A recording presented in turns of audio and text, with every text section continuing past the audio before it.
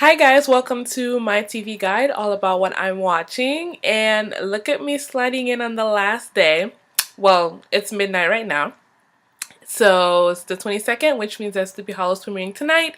And I just finished watching the last two episodes, which I did not realize were going to be like basically a 2-hour finale. But I watched them and I thought that I was spoiled on the biggest thing happening in the finale.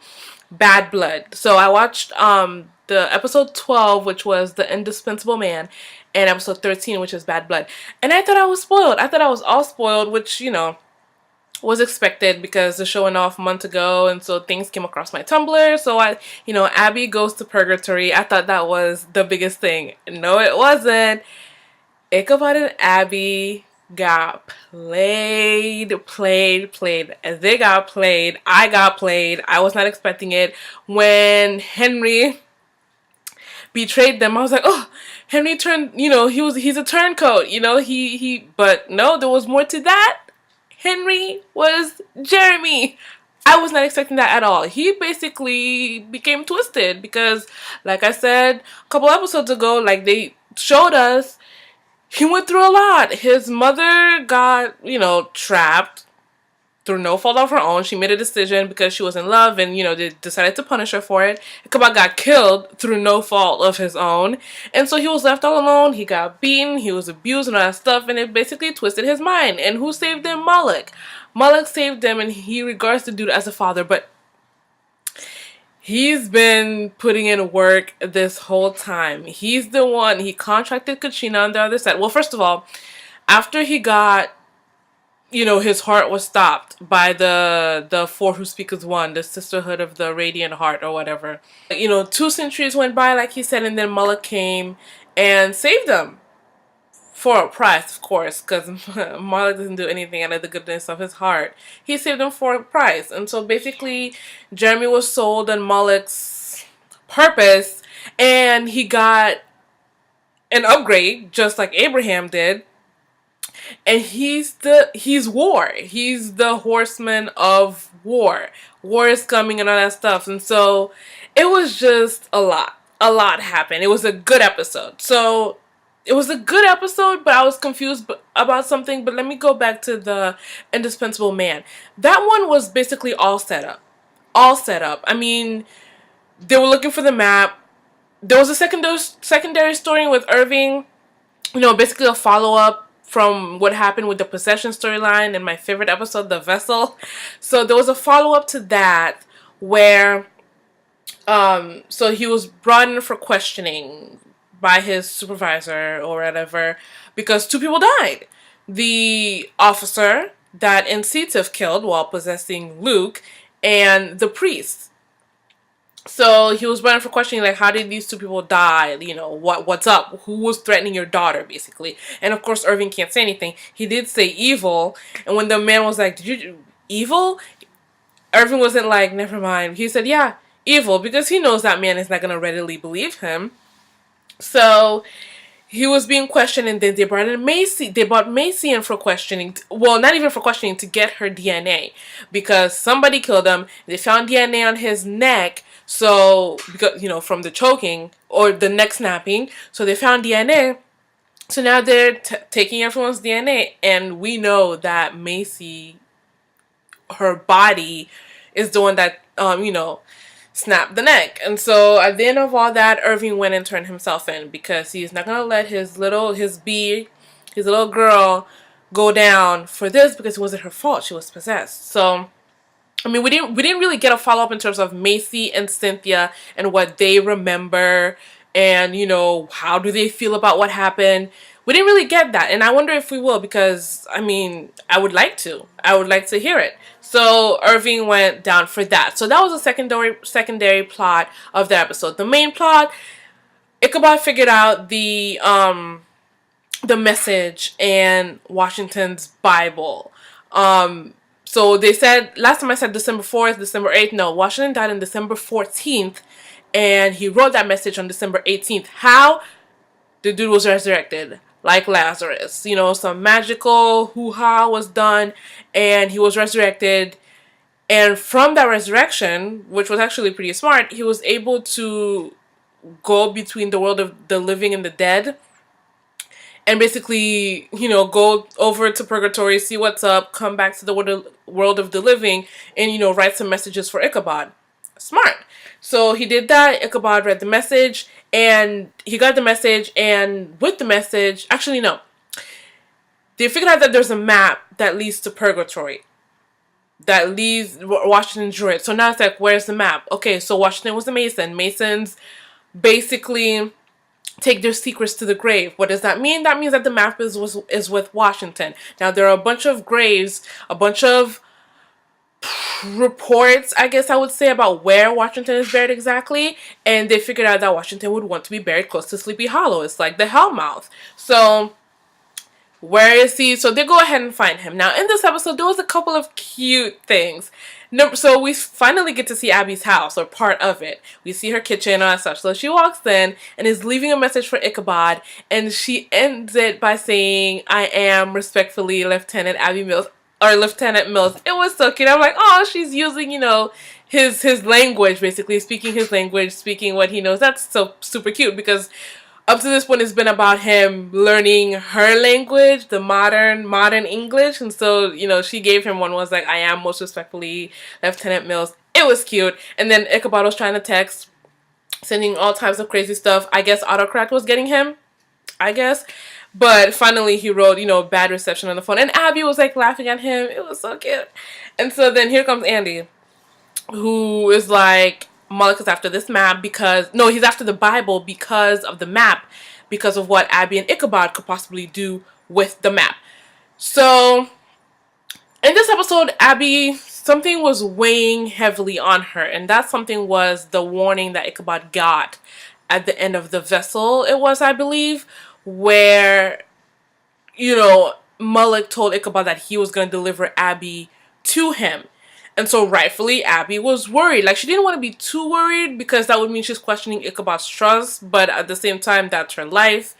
She's a little bit worried. So Ichabod's like, no, that will never happen. That will never happen. And so, and then she talked to Henry, who was like, prophecies have a way of fulfilling themselves. Are you going to believe it, or are you not? And, and at that point, I was thinking, yeah, she can make her own destiny, so to speak. But it's like, if this thing happens, she'll be delivered to Moloch. So rightfully, she has some questions.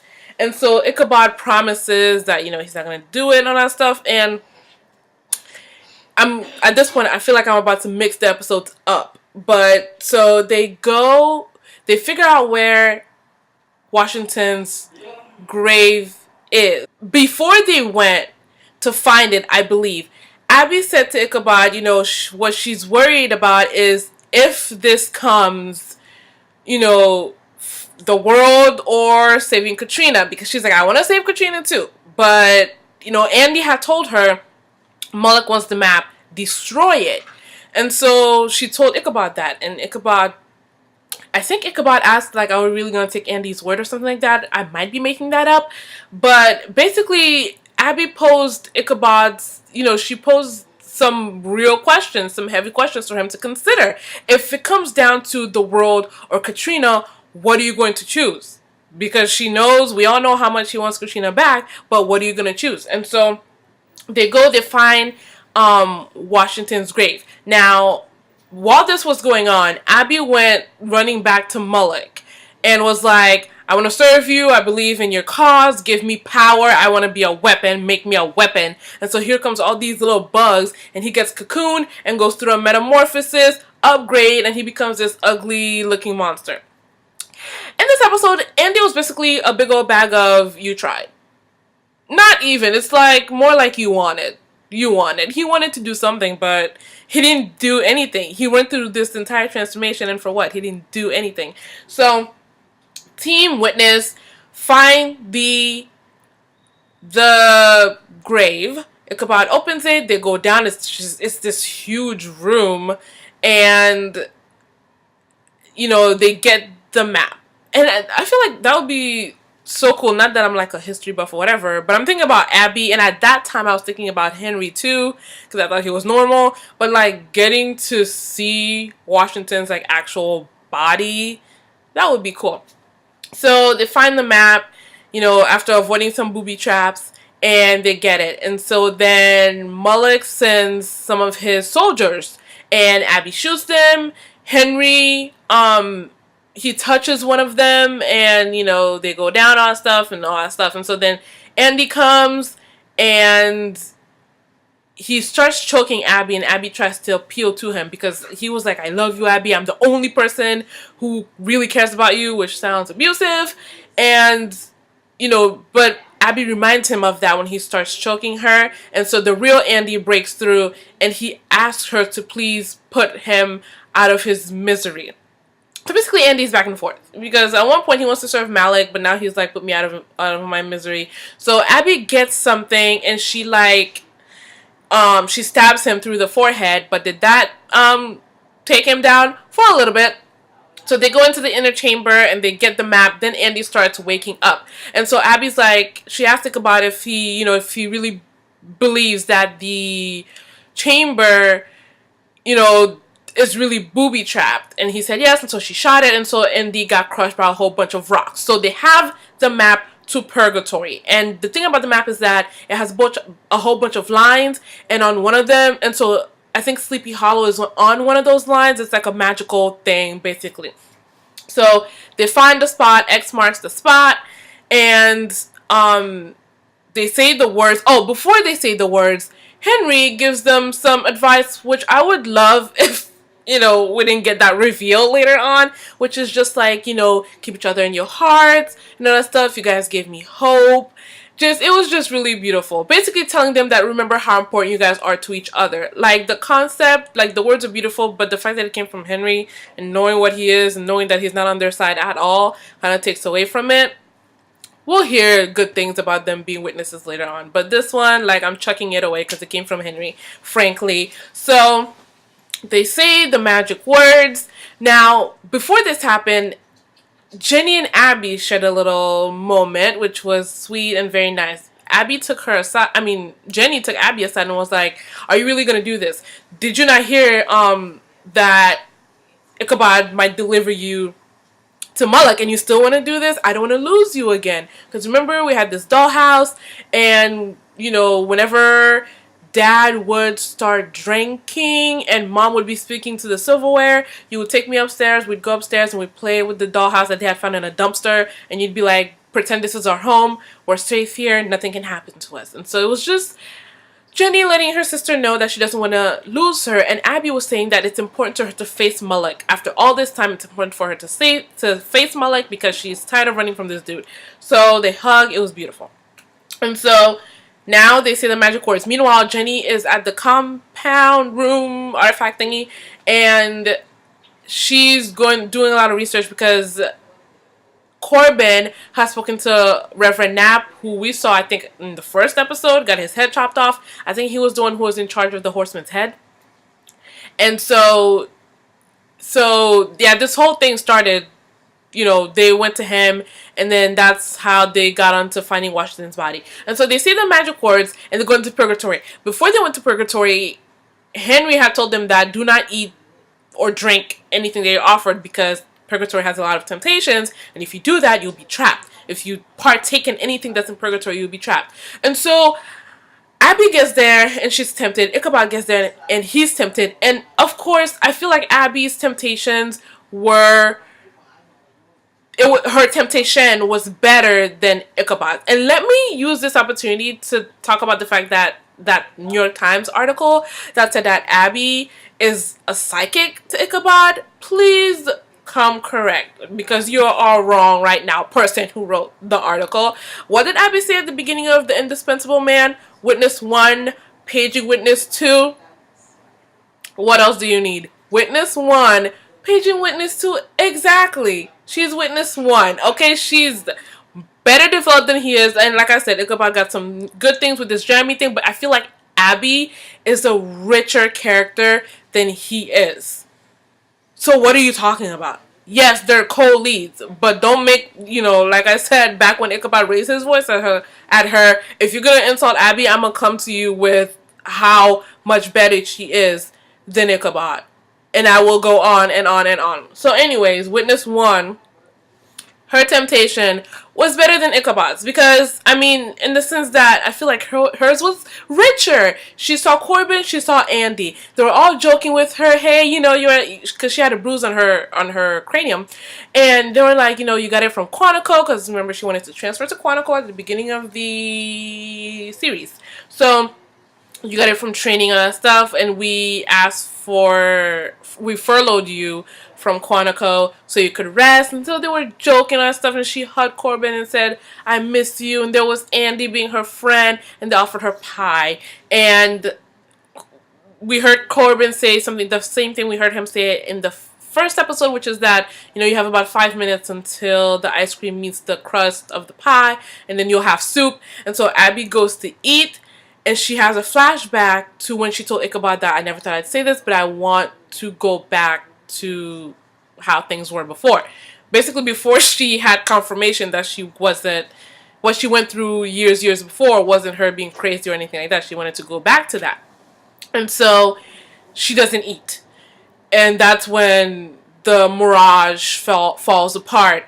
And Corbin, it was creepy because then Indy's neck was like, because remember, like his neck got snapped back, and then Corbin was holding his head in his hands because he got decapitated. And Abby was like, this isn't real, this isn't real. She falls out the door and is transported somewhere else. Ichabod, meanwhile, we meet his father, or we see his father. It's Mr. Andrews. He'll always be Mr. Andrews to me from Titanic. And so that was his father, and he was like, you did so well in the war in the Americas that they sent you back, and now you're a teacher and all that stuff. And Ichabod was like, but Britain lost that war. And they're like, ha ha ha, Ichabod. And so the father was praising him, because remember, Ichabod always, his father disavowed him once he changed his mind. He changed sides in the war. And so he was basically getting that affirmation from his father. And so the father was like, let's toast. And so Ichabod goes to drink. I don't remember what was the flashback that made him... I don't think he even had a... Yes, he did. He had a flashback where he talked about his father disavowing him, basically. But it just felt to me like he only realized that it wasn't real because story-wise, Abby realized that hers wasn't real, so we needed to move along. So Ichabod went ahead and realized it. That's what it felt like to me. It's like Abby realized it, so now he realized it too. It just didn't feel organic because he was straight about it. Like the drink was almost at through his lips. So he got thrown away, and then the purgatory itself was creepy. People walking very slowly. Some faceless woman naked and crying. It was creepy and basically a place that you would not want to be. It was basically a different type of hell. And so, but the two witnesses find each other, and well, I'm on the finale. Let me go back for 1 second. I have no choice because they aired these episodes at the same time. So when they found the map, I can't believe I forgot to talk about this before this. When they found the map, it was basically like, Ichabod, what's your choice? What are you gonna do? And Ichabod was like, I've asked myself this question over and over. If Katrina's life, like her existence, wasn't on the line, would I be making the same choices that I'm making now? And Abby was like, so what's the answer? And so what was he going to do? Was he going to, because Andy said, destroy that map, because Abby had brought up something very, very important, and I feel like it was something that also applies to our politicians, mainly the right-wing Republicans, like hardcore, who just like, and like the gun owners and all that stuff, just basically, the founding fathers would not have wanted this for this country and all that stuff. Abby said to Ichabod, it's been 200 years. 200 years since Washington drew this map, since Washington had this vision. A lot has changed since then. Does that plan still apply? It was a very good point that she brought up, and it's a point that a lot of people have brought up in the real world in response to some of our politicians and lawmakers going, the founding fathers wanted this, but it's like the founding fathers couldn't fathom the world that we live in now, the society that we live in now.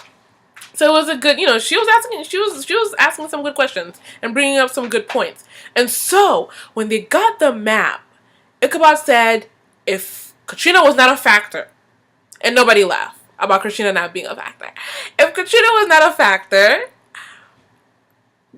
would he be making these same decisions? And so he burns the map. And Henry was like, huh. And now I know why he did that.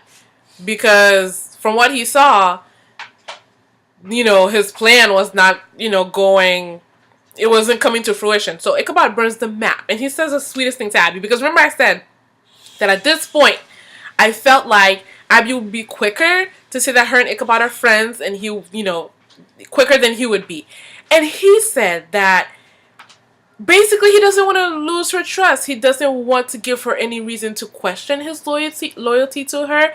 He says that he chooses the path with her. He chooses their destiny. He chooses to ally with her. It was beautiful. He basically affirmed his commitment to Abby.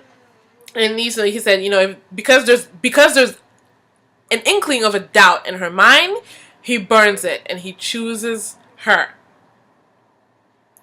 And then he goes ahead and redraws the map. Now, does that take away from what he said? No. Because it was a hard decision. I don't blame him for redrawing the map. Now, he later tells Abby that he wasn't going to do anything with it.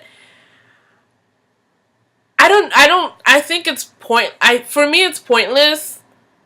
Because the thing happened anyways. Through no, it's not like he snuck ahead and he did it. The thing happened anyway, so for me at this point, it's pointless to be like, was he lying when he said that he wouldn't have done anything with the map?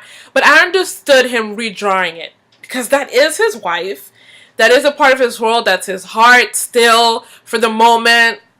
So I understood him redrawing the map. I don't think it takes away from what he said to Abby. I think he really believes that. But he basically wants to have it all, He doesn't want to betray Abby. He doesn't believe that he's gonna deliver her to Moloch. He would never legit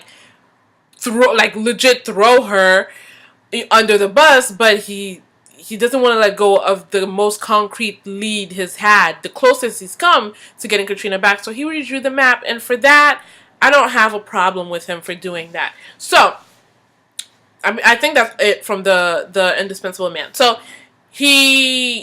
they say the magic words, end up in purgatory, and then they reunite. Okay, so they reunite and make their way into the church, and they find Katrina. Katrina's like, no, I can't leave, because if she leaves, it's a couple of options. If she leaves without being forgiven, the whole thing will get destroyed. Like, purgatory will basically shatter, and everyone who's in purgatory will be in the same side of living, which is kind of strange, and it makes purgatory kind of flimsy, I think, because it's like, I mean, I don't know, maybe not. Maybe every single other witch except Katrina are as hardcore as the Sisterhood of the the Sisterhood of the Sacred Heart, whatever. Maybe every single witch is as hardcore as them. And so there's just no threat to purgatory. Like, no one would ever get the chance to leave without being forgiven. Maybe, but according to what Katrina said, if she leaves without being forgiven, there goes purgatory. It's kind of, alright, not impressive. The other choice is that she can leave if someone takes her place. And here's where I become confused, because so Katrina can leave if someone takes her place, and so Abby says, I'll do it. No, Ichabod said that he'll do it and all that stuff, but then Abby was like, no, I'll do it, because she wants to face Moloch. Here's my thing. they're all like, yeah, Albie, we're gonna come for you and all that stuff. But I don't understand. I really don't understand the intelligence behind Ichabod wanting to stay or Abby wanting to stay, because it's like, you guys are the witnesses. Because Abby's like, this is what I was saying, to choose between saving, but you're not saving everyone. You're actually putting everyone in danger, Abby and Ichabod. I don't understand, because okay, let me stay with this thought before I go to the next one. Basically, why would they separate as witnesses? Because Abby or Ichabod staying in purgatory does not defeat Moloch at all. It doesn't slow him down at all. All it does is hinder the side of good. Team Evil is fine. Moloch is fine. All of his demons and soldiers and all that stuff are fine. Her staying in purgatory, I mean, I know they were counting on Katrina to stop wars rising by binding the place where he was supposed to rise, but it's like, what about after that? And what if she couldn't? You know what I mean? It just wasn't well thought out, and neither was it smart. And then the other thought I was gonna chase, let me chase it right now, is Katrina says, we'll come back for you. Okay, so, but then it's gonna be the same deal. For Abby to get out, she'll either need to be forgiven, or someone will need to take her place. Who's gonna take her place? Katrina again? Like, I don't understand. I don't understand this decision. And I don't understand the point, because basically it just seems like, I mean, like, why would Katrina even ever step foot back in that place? You know what I mean? Like, did anyone feel like anyone else feel like this, where it's like, it makes no sense? I thought Abby was gonna choose to stay in purgatory out of some like giant sacrifice and all that stuff. But no, she's staying in purgatory so that Katrina can go out. Yeah, she wants to meet Moloch and all that stuff. Like, not meet him, but she wants to face him. But even with that, it's like, okay, so you're gonna face Moloch to do what? You have no weapon except for the necklace that Katrina gave you, which you've now lost because you used it directly on Moloch, and now you're just running on foot. Does she even have a gun? Do guns even work in purgatory? Like, just, it's confusing. This plan is confusing because it's just not smart. The witnesses have separated, and of course, Team Evil has taken full advantage of it. So, the saint's name is the clue, whatever it was that Moloch said. Y'all know. So, Jenny went on the hunt. She went to the old church, and Corbin was narrating, was like, the church that Grace Porter, her and her husband Joseph, the church that they used to own went through 3 names, but the last name is hidden. Why was Corbin, like, why would the church's name be hidden from public record? And so Jenny was like, I've hit a dead end, there's nothing here, blah, blah, blah. And so she hears the little noise. It's a key flapping in the wind. Under the key, not at all well hidden, why couldn't Corbin find this, is the name of the church, a placard, a sign, whatever. And the church's name was St. Henry's Parish. So that's where Jeremy got his name. Okay, so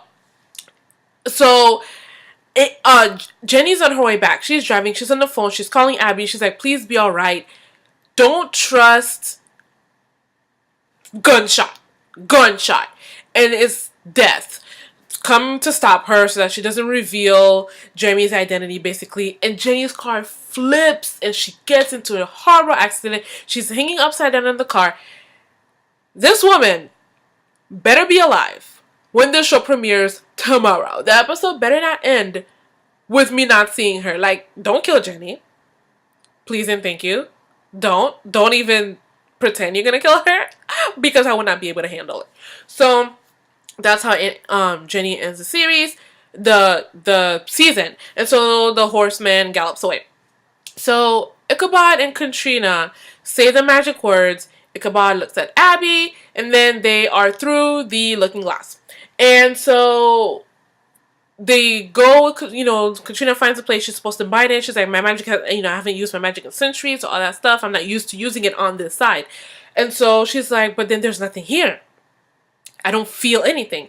And so that's when Henry, like, reveals his hand. And he's like, I made this so easy. Like, I was almost so open with it, and then they showed us flashbacks of him saying that the puzzle, is just a whole lot of stuff meant to send you the other way, but if you really look, blah blah blah. And so he's pontificating, and the parents are like, oh my, Katrina's like, everything I did for you, blah blah blah, and he's just completely twisted. Like, it's I mean, it's not his fault. It's just how he turned out. That's how he turned out from everything he went through. He talked about how he was underground for 2 centuries, basically sustaining himself on vines that would creep through the coffin. And so, Ichabod's like, you had me kill the golem. He's like, sometimes, Henry said, sometimes, things must be sacrificed. We must make sacrifices. And the parents are trying to appeal to him. And he's like, your words mean nothing to me. And at one point he was like, this is our first family spat. I was like, okay. And so he hates them. And he can't be rational about it. He's not rational at all. He blames Katrina for preserving his father's body. He even hates Ichabod, who didn't even plan on dying. I mean, neither did Katrina. But it's like, he irrationally hates them and blames them.